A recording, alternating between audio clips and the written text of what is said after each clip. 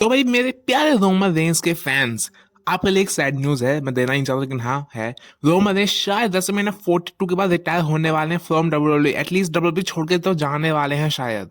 अब मैं ऐसा क्यों कह रहा हूँ? क्योंकि सामने रिपोर्ट पढ़ो, रोमन रेंस का जो करंट कॉन्ट्रैक्ट है वो रेसलमेनिया 42 के जस्ट बाद एक्सपायर होने वाला है।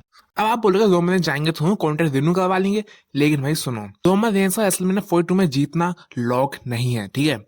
अब पॉइंट ये है, ट्रिपल एच नहीं चाहते रोमन रेंस जीते ये रेसलमेनिया 42 का मेन इवेंट, और शायद यही बीफ रोमन रेंस को डब्ल्यूडब्ल्यूई से बाहर निकलवा सकती है।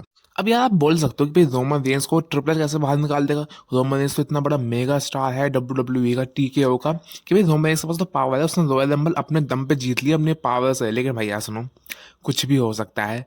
Triple H is CO, chief content officer, अभी भी ट्रिपल एच है, और ट्रिपल एच शायद तो कह सकते हैं कि रोमन रेंस नहीं जीते, और जब तक ट्रिपल एच ने हाँ नहीं बोलेंगे ना तो आगे चीज बढ़ेगी नहीं, शायद ऐसा हो भी सकता है।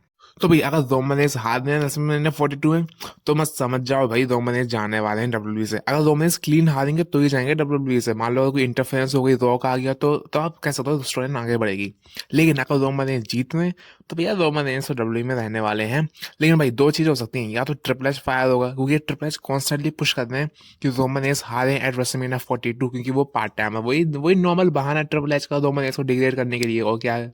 लेकिन मान लो अगर ट्रिपल एच की बात नहीं मानी जाती तो शायद ट्रिपल एच किक आउट हो जाएंगे, या फिर रोमन रेंस किक आउट हो जाएंगे। तो मतलब हम देख सकते हैं शायद दो में से कोई ना कोई एक बंदा तो फायर हो सकता है फ्रॉम डब्ल्यूडब्ल्यूई, या फायर कह सकते हैं निकाला जा सकता है, या तो कॉन्ट्रैक्ट रिन्यू नहीं करेंगे फ्रॉम डब्ल्यूडब्ल्यूई।